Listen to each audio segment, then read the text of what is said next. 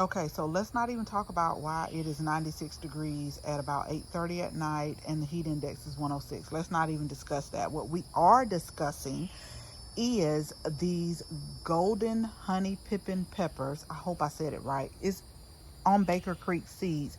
This is our first year trying it, and I want to let y'all know my true and honest results of it. So, seriously, at first it started off a little slow, and I was like, what's going on with these peppers right here? But what I will tell you is once it takes off, like they take off. Like once they take off, they take off.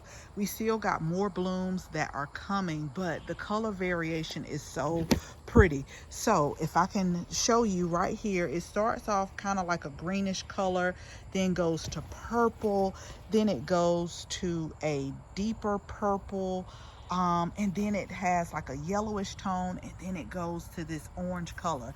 But they look so beautiful when I see them looking out of my window. So this is one that I will definitely grow again. They really taste good. I use it in my omelets a lot. In the morning I will saute some peppers, onions, and mushrooms, and they really look pretty, and they definitely taste good too. So I just wanted to share with you my honest opinion about these peppers right here.